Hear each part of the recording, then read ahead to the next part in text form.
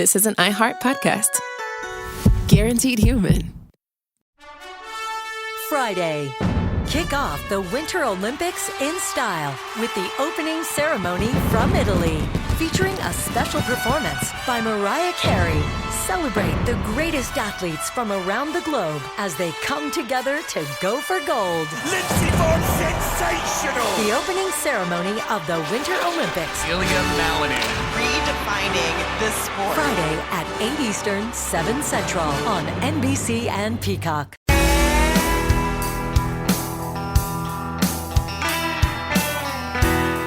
There's nothing really significant about the name Bernice Worden.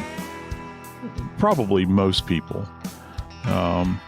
outside of the realm of maybe true crime nerds would actually know that name.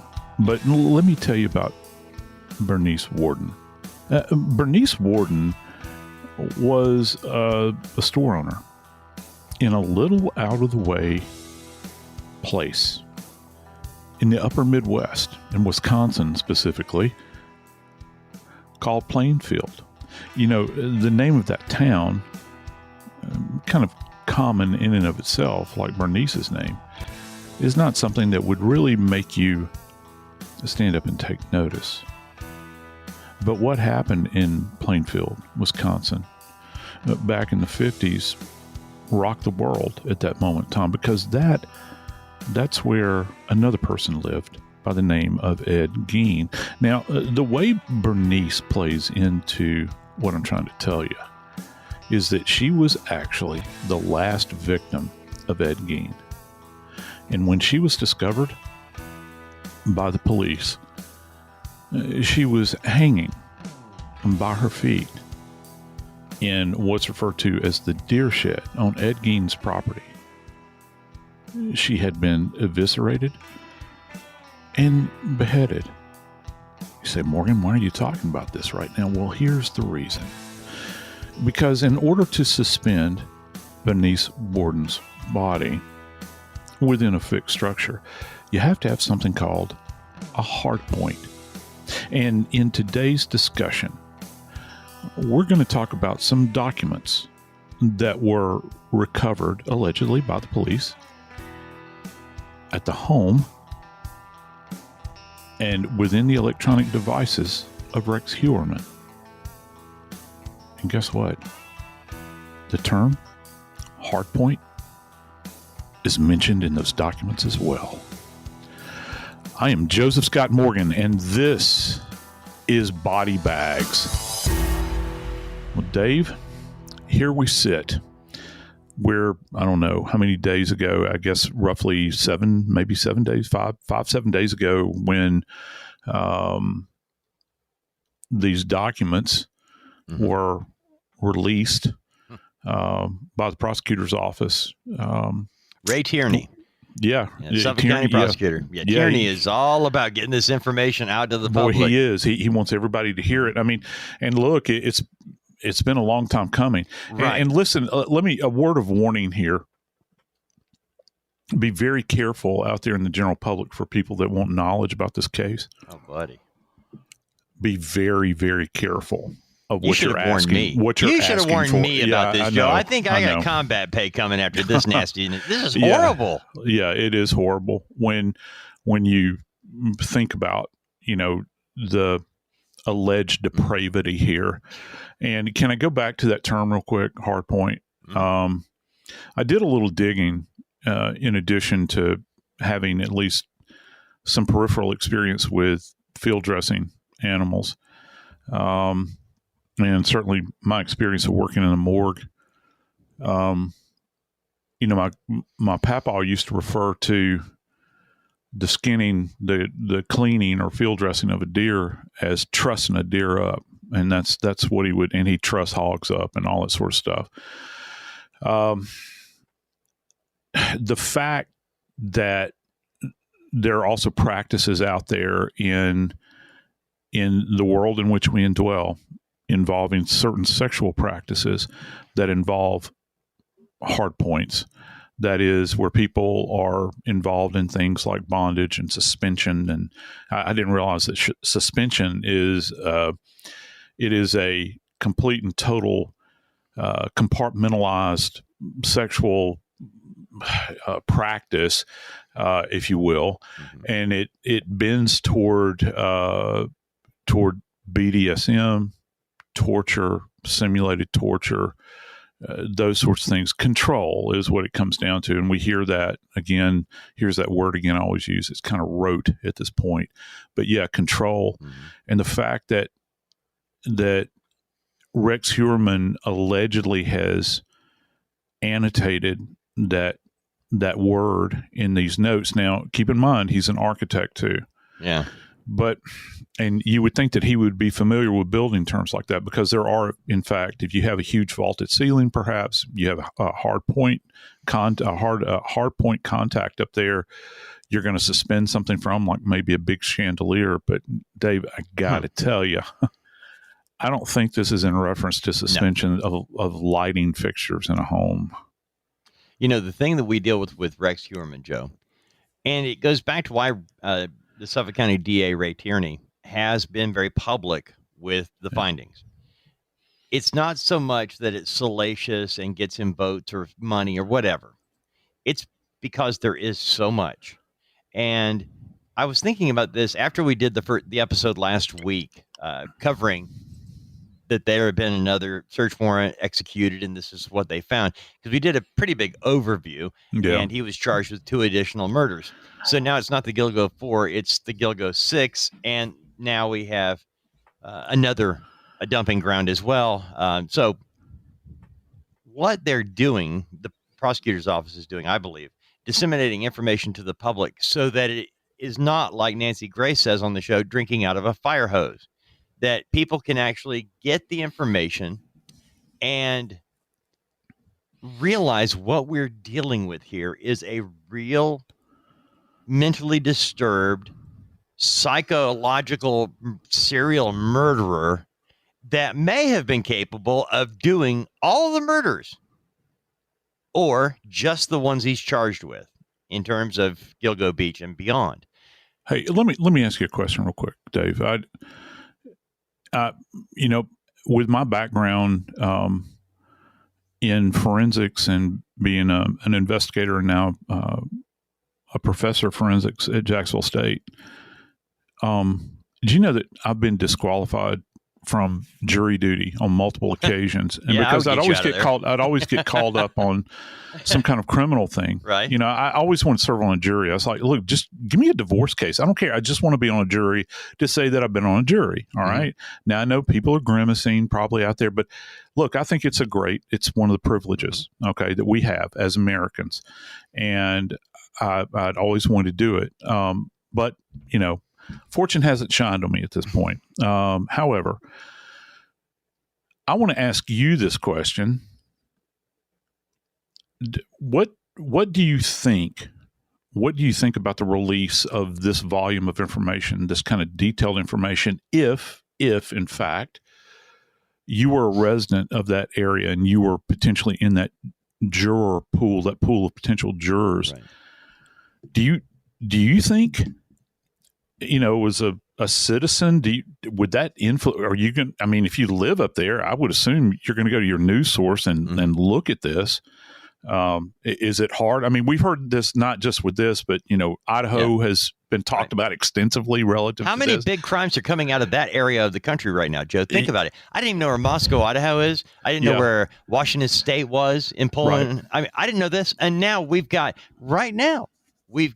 a student at Washington State that was going through Moscow and in Pullman that they took off with a child. We've got there are all kinds of crazy crimes taking place in that area right now. Right. And before that, what did we have? We had Vallow and Daybell. Yeah. But as you mentioned with this one, with Rex Heuermann, I wonder what value it has to release so much information, all this early on in the investigative process.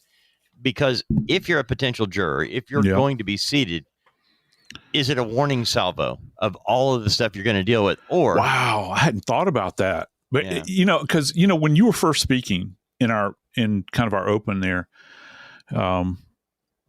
you had mentioned kind of letting this out. Use the the Drinking out of a comment that fire Nancy hose. always used, drinking out of a fire hose. Dave Mack, Drip. slow down. You're just This is essentially drip, drip, drip. yeah. It really makes me wonder, because there's other people that have also wondered this. Mm-hmm. How many more? Yeah. And I think that oh my Lord. You and I and many others that we have relationships with in this world of crime news reporting, and you even on a different level from an investigation standpoint, Joe, there is no way this man killed for a brief period of time and dumped in that one. And they're proving it now.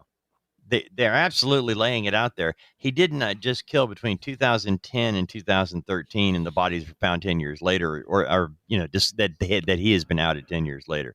We now are going back to the early 90s. And I think they're laying this out there so people can start to absorb the fact that this guy was killing for decades. And I think they might have well, we'll break it down in a minute, but Right. Joe, let me ask you this, because you sent this to me after we did the last show. You and Kim were talking about it. Yeah. And you had 3 major things. And I got to ask you about this because, number one, what compelled the police to go back to the scene? It's not like they didn't already go through Rex Heuermann's house. And we saw, because remember, the attorneys posted pictures of the damage left behind by the police. And I'm thinking that really ticked me off, because I'm thinking, what about the families who have missing loved ones that this guy was the last person known to be with them, and you're worried about your sink being torn up? They're looking for my loved one's part of her tooth. Okay. That's what they're trying to find in your home right now.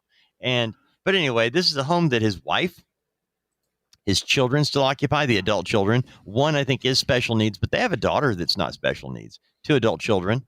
And they're in this home that you described as quite a bit of a dump compared to the other houses in the neighborhood. Oh my Lord. Yeah. And it's not this is not just so that people, because standing there in like real time observing this place,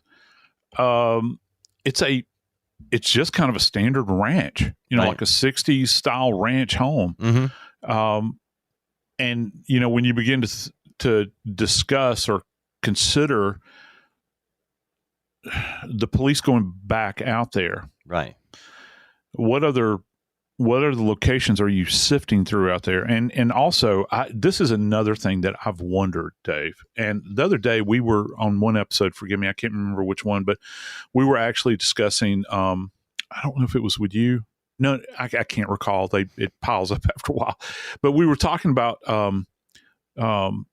getting warrants to search locations, because even if you've got a dead body in the house, once you've established a person is dead, you have to back out of the house, wait for a warrant, and then come back. Dave, do you think they got in there initially, began, and in their warrant, it did not include certain areas or certain things in that house, and they went back to a magistrate or someone and said, you know what, we need to detail this out a little more and perhaps make this warrant a bit more robust. And that was just the initial thought that I had. Are they still working on the initial warrant where they had listed all of these things, that places that we're going to search, things that we're going to search for? And the thing about things you're going to search for in a warrant, you never know what you're going to find.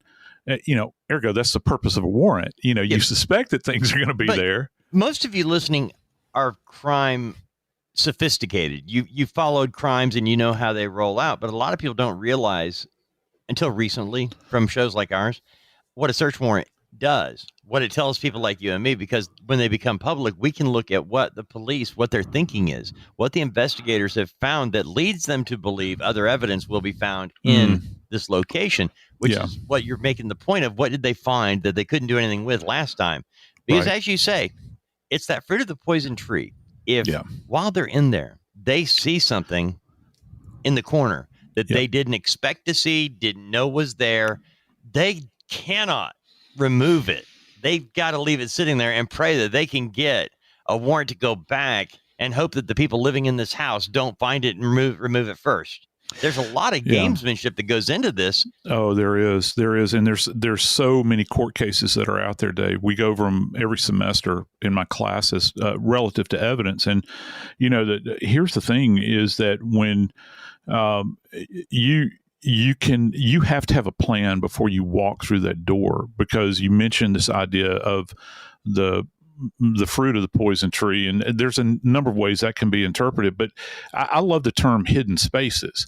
So if you get into a location and a hidden particular space is not accounted for, like maybe something that's behind a retaining wall that was hidden, a burial space, a rat hole, and rat hole is a generalized term that we use many times to talk about people that will store things away, particularly when it comes to serial perpetrators, so they can go back and relive these events vividly. They're holding on to these items. And there might be an indication that he was a collector in a sense, but the thoroughness of his list that he created, and I know I sound like I'm bouncing all over the board, but I got to tell you this, kind of drawing the curtain down on this segment. I was on air 2 nights ago with Dr. Gary Bricotto. And I don't know if you know Gary or not, Dave, but he is a forensic psychiatrist or psychologist, and very bright dude. I've been on with him a lot on Court TV. And, he said something really striking. He was like in a segment before me, and I was sitting there, and you sit there in front of the monitor, you got your earpiece in, you're just waiting, you're waiting for your turn. And I was sitting there listening to Gary talk, and Gary said that, Heuermann, I'm paraphrasing, Heuermann is almost something from the past. He said when he started, allegedly, all those years ago, there weren't phones, there was no surveillance, there was very little CCTV, and if you did have it, it didn't work, and you had to go to very specific locations for that. He started, allegedly, in that world, and he kind of straddled time here, where we were at the end with all of those infamous serial killers that came out of the 70s and the 80s that were in not so technologically sophisticated times, and all of a sudden he breached over into the modern era. And isn't it interesting that tools that we now possess might lead to a conviction of a case that occurred decades and decades ago?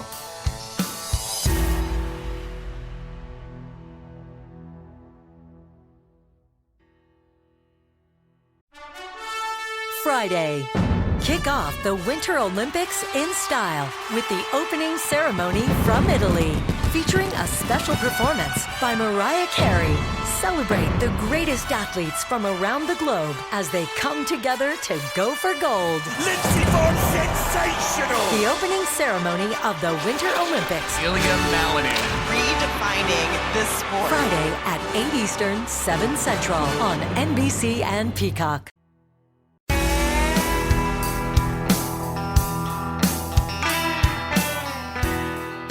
I watch all of these things that you see on Instagram, these little reels, I think they're called, where they'll have these, these kind of life advice things. There's always things like what the Stoics said about life. And then there's things, if you want to be successful, do these following steps. And one of the things that you consistently see in there is making a list of the things you're going to do that day. And you check them off as you go through it. And it keeps you focused on a task. It keeps you oriented to the direction that you want to go, which is success, hopefully. And it holds you accountable throughout the day. I got 10 points that I'm going to accomplish today. I'm getting this one knocked out. For every positive image, there's a negative image. You think about this list that they have acquired, Dave, to the negative here when it comes to Heuermann. I wonder how long they've been in possession of this thing. Because, Dave, I don't know if you like pirate movies. My friend, the history guy that I watch his stuff on YouTube all the time. He says all great stories involve historical pirates, and and this is like a pirate map. It's almost like a trail, where you can follow what he's doing. And it's the stuff that of nightmares. It certainly is. And I wonder how long they've had it. I wonder how long they were putting this case together, Joe, because I mentioned earlier, you and I've covered this a lot over the last several years. Yeah. This story was because of a couple of things we had. Now, you mentioned how Heuermann kind of crossed over a time when we didn't really have cell phones, and we certainly didn't have security at our house like Ring doorbells. And now, if you drive down my street, chances are we're going to be able to track you from the top of the hill down to the bottom and know which house you went into and what time you left, even if it's in the middle of the night and nobody's awake. But when he started, it was just like when we were kids, when the lights go out, all the kids go home. Yeah. And so I'm curious with regard to the police and how they were able to pull it all together, because we have had out there at Gilgo Beach, they've applied a couple of different names to that. The Long Island serial killer, the Gilgo Beach killer, because it didn't appear to be one person. It appeared that there was more than one person using this area as a dumping ground. In defense of them, Dave, I got to say, I don't think that anybody in their right mind would think we've had this much butchery going on over this period of time, and it's at the hand of a singular person. Right. I mean, you think that there's like a hit squad that's out there, but who's going to go out? And I think and this is a key that was found on the list, Dave. Yeah. I think it was the term small or petite, and he makes reference, this is good. Right. And I'm paraphrasing that, but just kind of talking about this off the top of my head, that what's being implied here is that the smaller the victim, the better it is for him in order to manage them and that sort of thing, where he's identified this. He wrote these things down just like a shopping list, of what you needed. If you were describing, what am I going to coach the kids today in Little League, at football, what have you, soccer, and we need to learn defense, offense, we need to learn certain plays. That's how his mind worked. Only his game was death. His game was destruction of a human body and getting his jollies in any way he felt like he could. It was a mesmerizing thing. But take a look at this. Some of the items recovered from Heuermann's home: 15 different types of cameras, 27 computers. I want to point out, Joe, these were items recovered from his home, not his office. When I first looked at this list, I thought this was a cumulative list of all the things they had found, because he does have an office in Manhattan. He's got an architect's office. So, this is from the man had 27 computers in his home, Joe. He had over 30 hard drives, 46 cell phones, 9 routers, 17 tablets, 42 USB drives, 8 laptops. Again, 27 computers, 8 laptops, 17 tablets. These are all things that get online, not to mention the 46 cell phones. You've got 15 hotel cards, 4 GPS, 36 SIM cards, and 640 CD floppy disks and tapes. I like how you put floppy disk in all caps with question mark, exclamation point. What the heck? 640? Yeah, I don't think I've ever owned that many in my life. No, well, in particular, let's focus on floppy disks for a second. You're in the Wayback Machine now. Okay. Pre-97? Yeah, exactly. When you're still using a cartridge like that.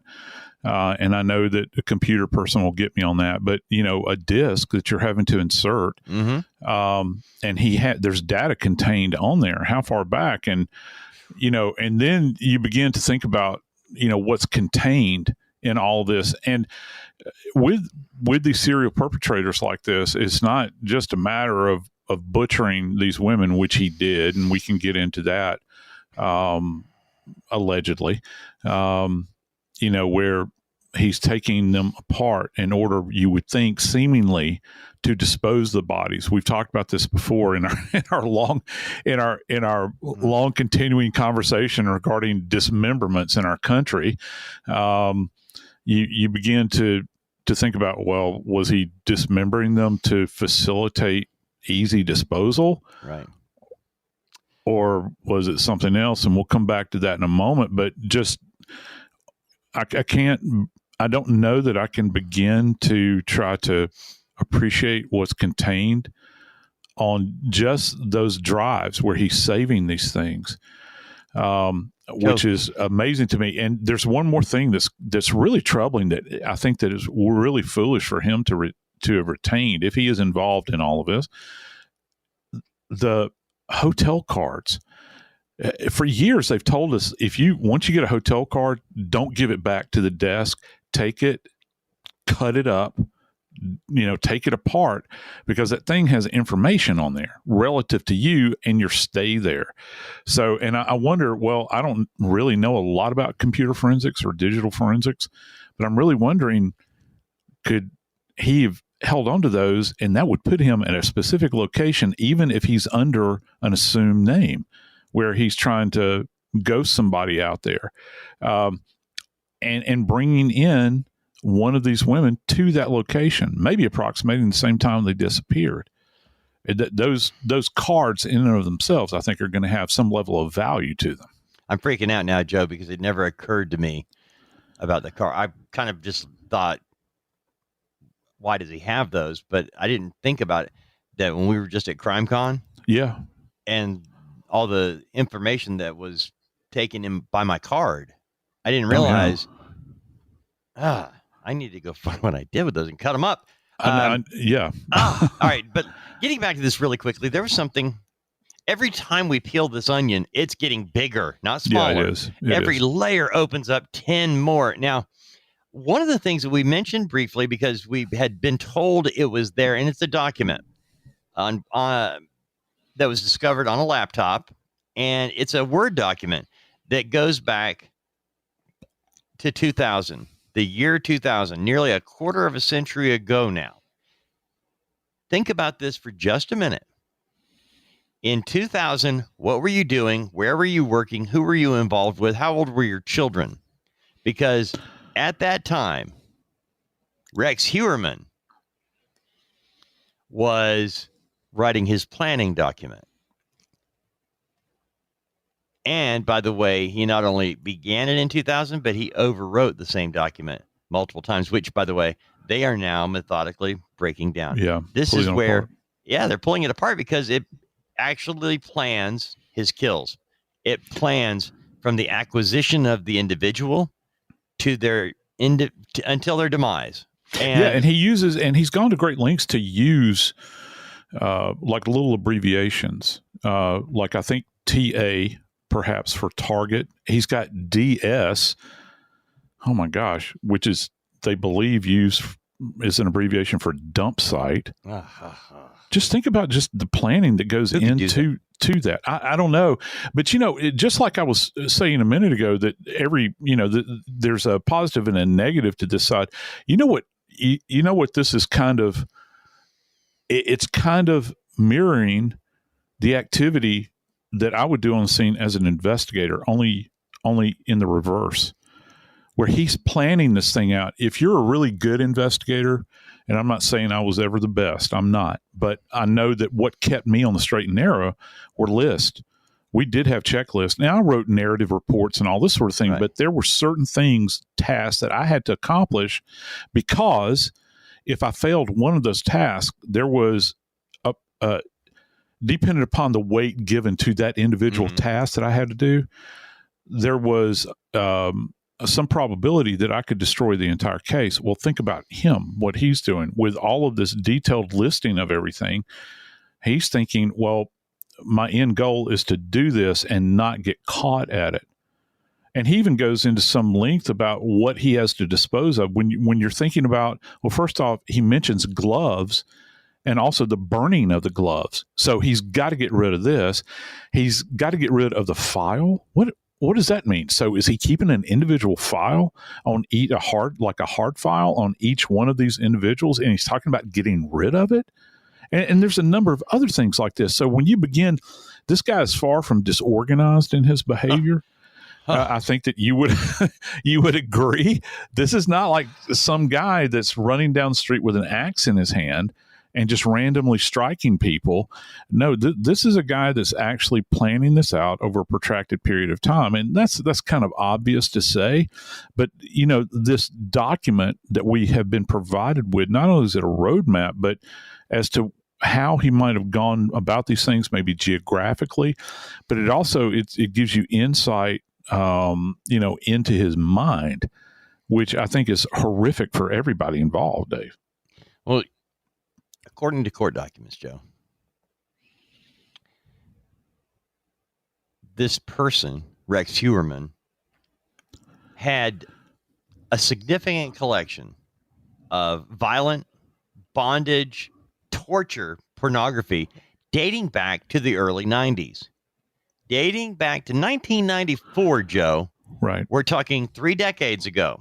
Yep. 30 years ago, this man already had devolved into a guy that is consumed with violent sexual torture.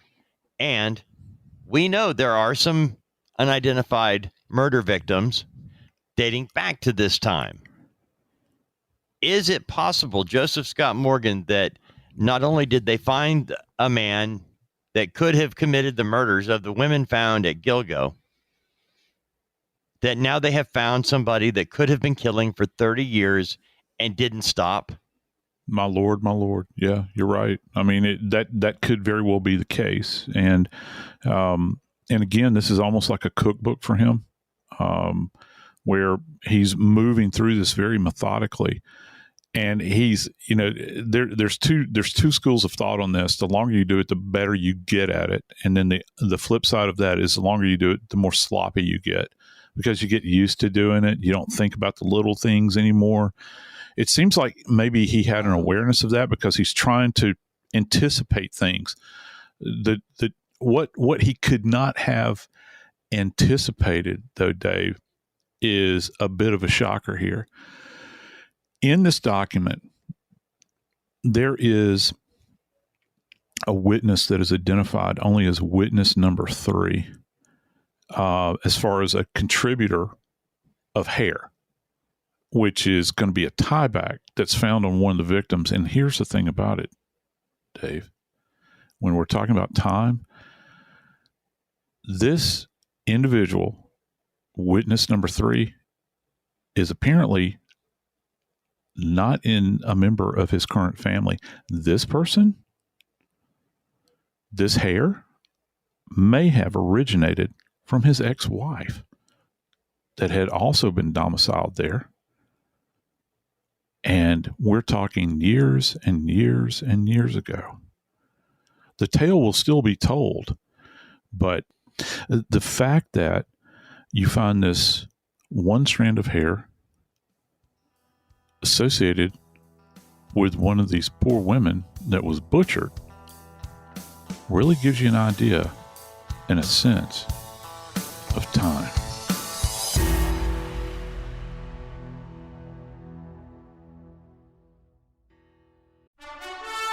Friday. Kick off the Winter Olympics in style with the opening ceremony from Italy, featuring a special performance by Mariah Carey. Celebrate the greatest athletes from around the globe as they come together to go for gold. Lindsey Vonn, sensational! The opening ceremony of the Winter Olympics. Ilya Malinin. Redefining this sport. Friday at 8 Eastern, 7 Central on NBC and Peacock.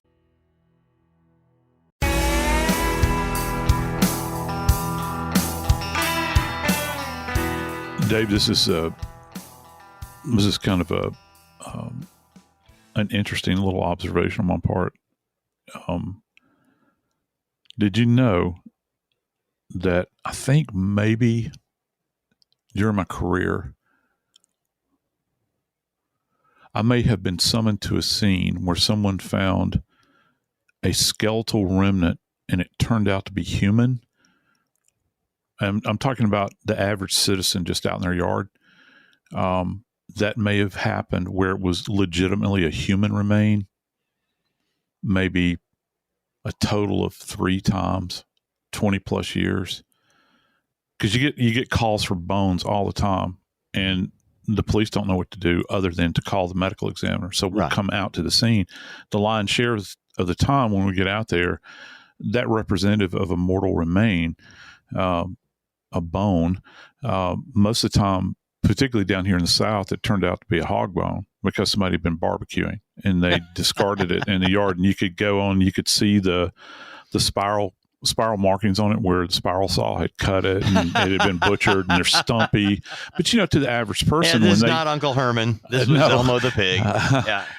But to the average person, when they come across a bone, and their default position many times is, "Oh Lord, put it down." They're thinking what they're thinking is, if this is in fact a human remain, I want somebody to know about it. And I don't know anything about the bones, and bone anatomy is hard. It's really hard, particularly when you're doing comparative bone anatomy. You're talking about a cow, a pig versus a human. It can get very, very confusing. I still have a hard time with it, even after all these years. But Dave, I got to tell you, man, you could have knocked me off my chair the other day with a feather when I found out that the second visit involved personnel from the medical examiner's office. And you'd asked me about this, and I think I flatly told you, first off, the cops, they don't want us in the way most of the time. They don't. I mean, if they're working a scene, and I understand that they want their space in order to document everything, they got to have a reason to call us out there. They have to. And the fact that the ME showed up out there, I think, is kind of a tell on my end. I just don't know what they've recovered. Incredibly. I hate using terms like this when we're talking about human beings who've been massacred by this alleged person, but it's a fascinating tell that the ME was out there. You mentioned to me, Dave, remember they did have the ME show up at the storage unit. Yeah. And I remember you and I were on the phone that day going, "Hey, did you know?" Right. And it was like, holy moly, because they brought out the blackout sheets for that one, so nobody could tell what they were doing. And we didn't know about this search until after it had been done, and it was a couple of weeks after the fact, before we even knew that they'd been there. Oh, by the way, if you're holding your breath for the ME to tell you something, it's not going to happen.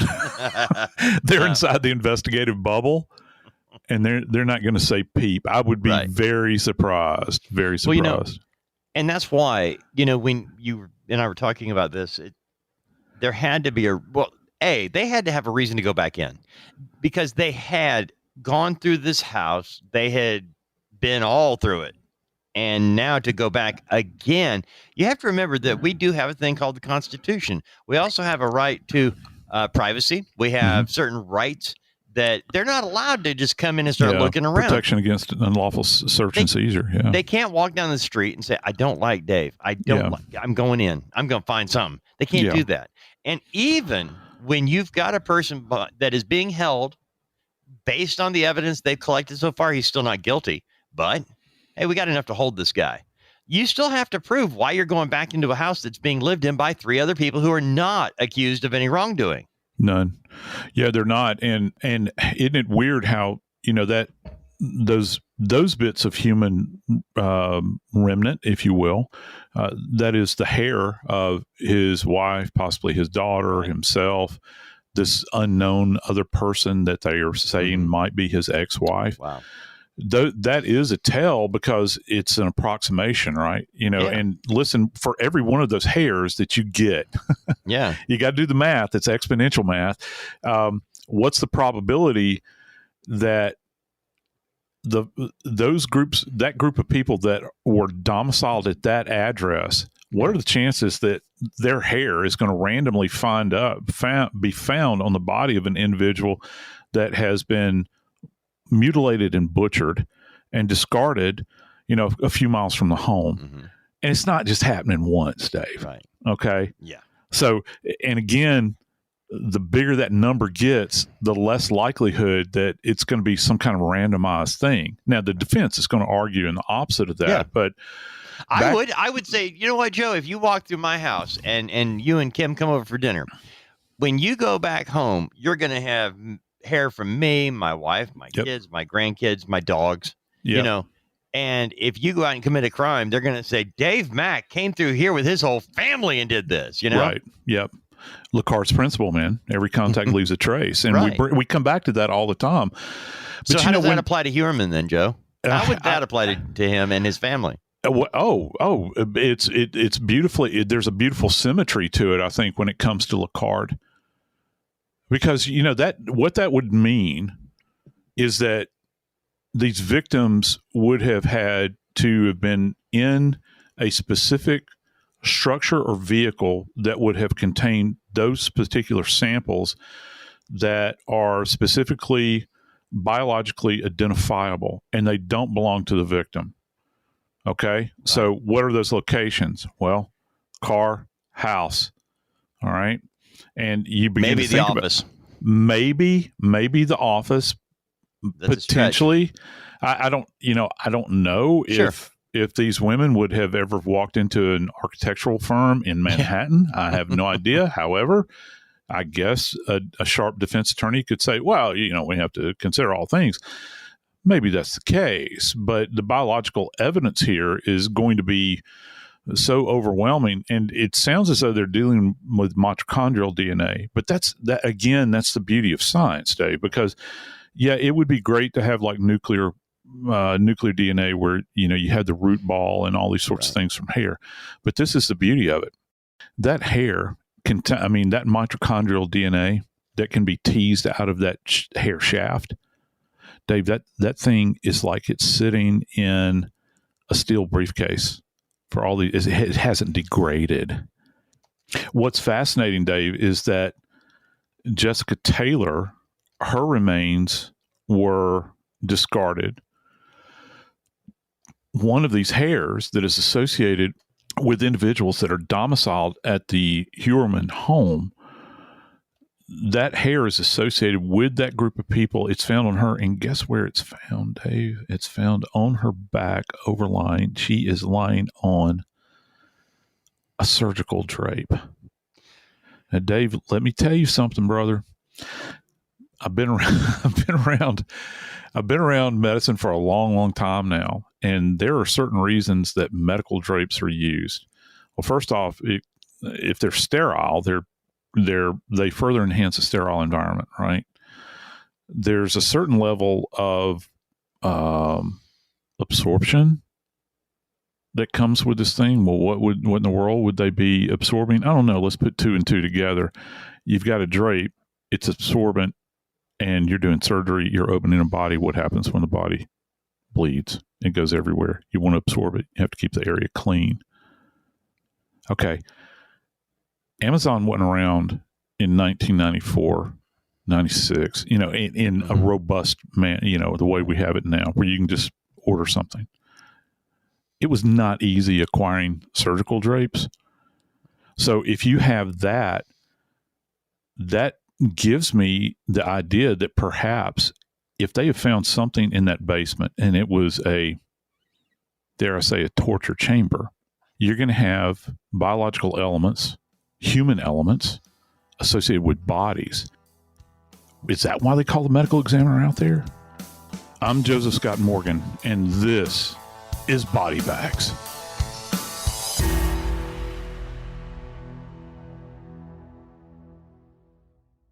This is an iHeart podcast. Guaranteed Human.